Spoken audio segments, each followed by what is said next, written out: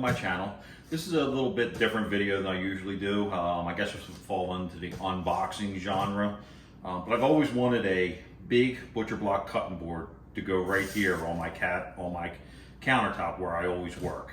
And so I found, after a lot of research and thinking about it, I finally ordered one. And let's see what we got.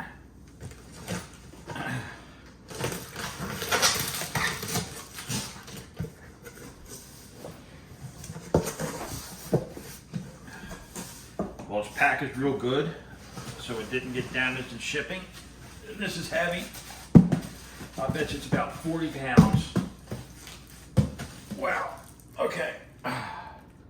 All right. So this is a Booz butcher block cutting board, the John Booz company. They're here in the United States. It's made of hardwood. This company was the original company that started making butcher blocks, the old-fashioned ones that, great big block of wood with a couple little feet on it you'd see in a butcher shop. And that was part of the reason, it's family owned still, the same family. And that was part of the big reason that made me choose this company.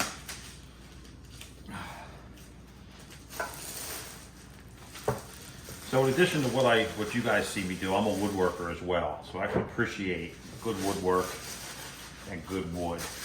So this is solid maple. It's very heavy. There's a, excuse me. There's a branding mark right here with the company's logo. And this is a reversible, so you can flip it over. I can see there's no marring or marks on it. There's a little mill mark right here, but that just gives it character. It's nice and smooth.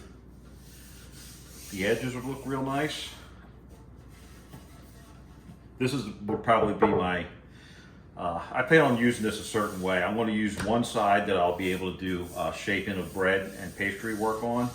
And then if I'm going to be chopping vegetables and stuff, I'll flip it over and use the other side for that. And then when I'm done with it, clean it up, flip it over, and then the nice side will be up. So you will be seeing this in all my future videos, probably most of them anyway. It's real nice. And this is not a come out of the box and use it right away. This has to be conditioned. I bought their product. I'm sorry, that's not it. I bought their product. This is the Booz Block Mystery Oil and the Booz Block Board Cream. And over the next couple days, I'll be conditioning this for use. I'll be videoing that as well. And I'll make this into one video showing the process from beginning to end. It's got a nice color to it, and it's going to darken up a bit. I can't stop feeling it. It feels so nice. I'm so excited about this. It's a little slippery. What I intend on doing is my old baker's mat that you guys probably have seen me use. I'm going to roll this out and put it underneath of this, and I'll stop this from sliding at all. So I could just see me trying to shape and having it slide. But I'm super excited, and I'll come back when I'm ready to start conditioning this, and I'll show you the process. This isn't the first butcher block I've ever done. I usually do countertops.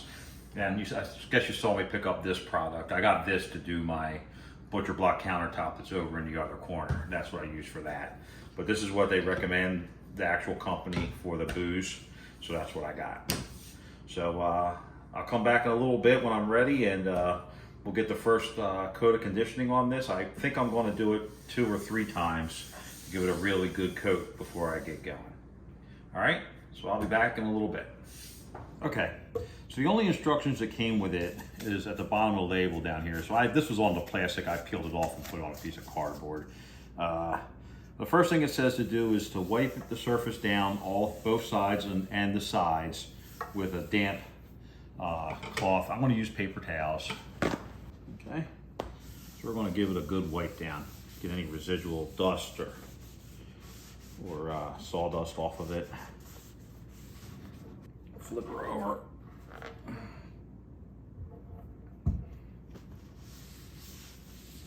So the next thing it says to do is to apply the mystery oil, which is this stuff, evenly to all sides, and then we're gonna let it soak overnight and wipe off the excess. So again, I'm gonna use a paper towel. And at this point, since I'm just starting, I'll put a healthy amount on the top. And I'm assuming, since they say soak it overnight, that you want to liberally apply this. Get a little extra so we get plenty on the sides. A lot of people might think, well, you don't have to apply it to the sides, that you're not going to be using the sides. What you forget is that this seals the wood. So if you're cutting, I don't know, let's say strawberries, and the juice runs down the side, if you got the top sealed real good, it shouldn't soak through and stain, but maybe it runs down the side and it would. So you gotta do all sides. All right, at this point, I think we're ready to flip her over.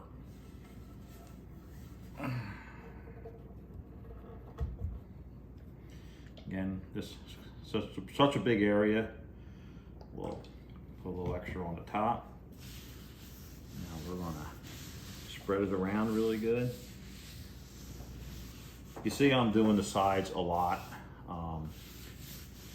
It might look like I'm neglecting the center, but one of the things my dad told me when I was a kid, I never forgot it. He always told me these little words of wisdom, and I never forgot them. He used to say, take care of the edges, the center will always take care of itself. So I always pay special attention to the edges. All right, that looks good. It's not completely wiped off. There's a little bit of beading on there, which I think is what we want. And if you notice my little silicone trivet down there, I put that under there because it's, you can see that it's like little wire pieces, and it'll let some air get underneath this to let it dry so it doesn't, stagnate.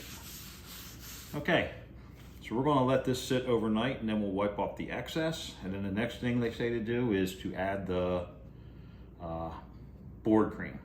So we'll be doing that tomorrow. So I'll see you guys tomorrow. Okay, good morning. So we're ready for the next step. Overnight I did, before I went to bed last night, I did put 2 more coats of the oil on there. And already this morning I did wipe down the excess. So we are ready to go with the board cream. So we're gonna take it and we're gonna get some on the top. I'm not sure how much I'm gonna need of this. I think we'll start with that and we'll go from there. And again, I'm using paper towels. It just makes it easier to dispose of. All right, this seems like it's like car wax. It's what the consistency of it is. Okay, we can use a little more now.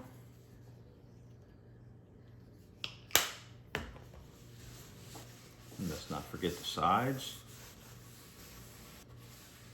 All right, let's flip her over.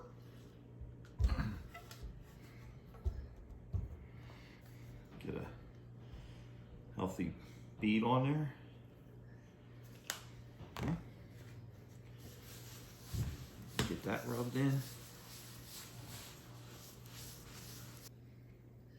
Get a little extra on my towel, and we're just going to hit the sides again real quick before we flip it back over.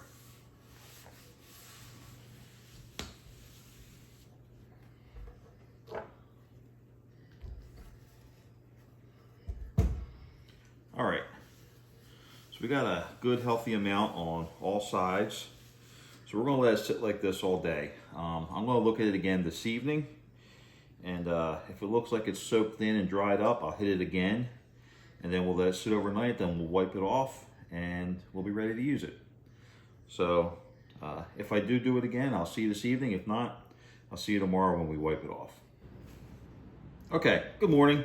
This is day 3.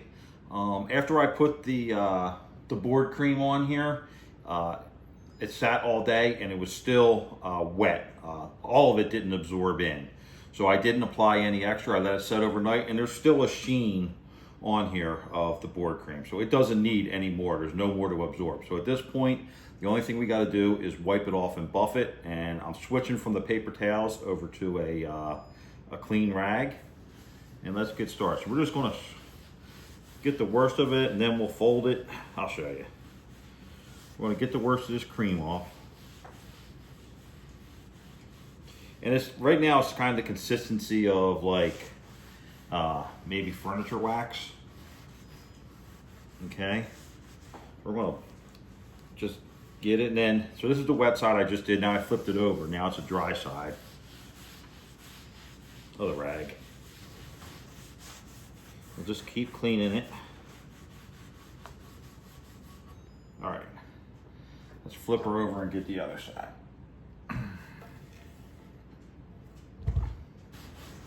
Again, right now we're getting the worst of it off. Okay, so now I got stuff on both sides. We'll flip it to the inside here. Now it's clean rag on here. All right, now we're gonna flip it back to the top side. And now we're gonna go to the last two clean quarters we have here on this rag.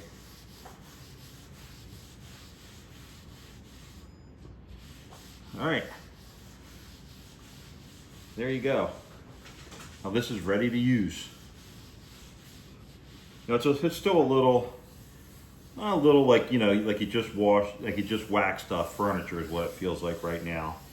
And now that I've gotten all that excess off, it'll dry up over the next 12 hours or so to what you would normally expect your butcher block to feel like. Okay, but this is all food safe products. So we're good to go. So there you go. My new Booz Butcher Block cutting board is ready for use. Okay, so there's one other thing I did want to show you. If you look right here, notice the color. Then if I turn it this way, notice how much darker the end grain is. And the reason that is that your end grain absorbs more moisture than the side grain does. You can put this in the sink to wash it, but don't fill it with water and put it in. And don't let your end bottom here sit in the water for too long, because that's where it's going to absorb. And then when it dries out, there's expansion and shrinkage, and that's where you end up with the cracks on the sides of these butcher blocks. So you don't want that. So just don't get them too wet. Take them right out, dry them. Don't soak them in water, and you'll be good to go. All right, I'll put an Amazon link to the butcher block that I bought. They have all kinds of different shapes and sizes. You don't have to get the great big one that I got. And as an Amazon associate, I do make a small commission on anything you buy through those links I put in my description. All right, I hope you enjoyed the video, and I'll be making my first video using this evening when I'm shaping some bread. Thank you.